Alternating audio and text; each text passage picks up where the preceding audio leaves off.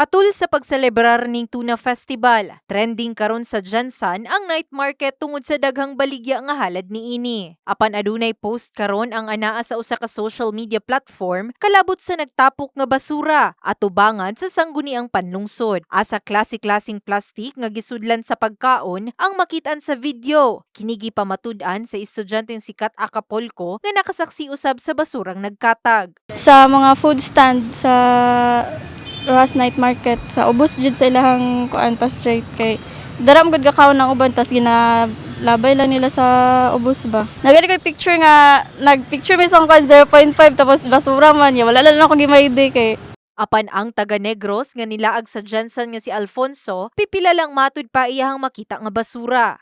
Daw di man mo masyado gid nga sila nga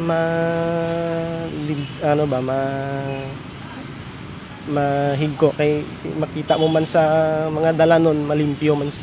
Ang pag-post online sa isyong basura, gipasalamat sa buhatan sa Waste Management Office kan WMO tungod kini nagapakita matud pa nga nakigilabot ang katawhan sa basura.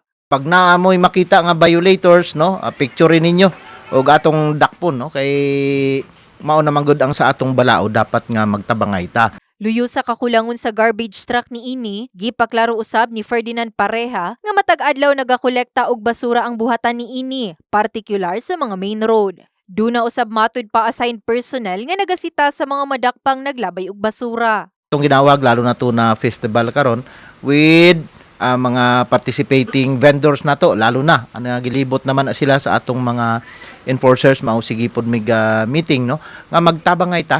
Sa ikaupat nga adlaw sa Tuna Festival ning bulan sa Setyembre, aduna na usab upat nga nadakpang nagbilin ug naglabay og basura sa publikong lugar. Gani alang sa dunay makitang maglabay o magbilin og basura, pwede nyo kining i-report sa numerong makitaan sa inyong TV screen. In the heart of changing lives, kini si Brigada Liza Labajo sa Brigada News Jansan. Brigada News.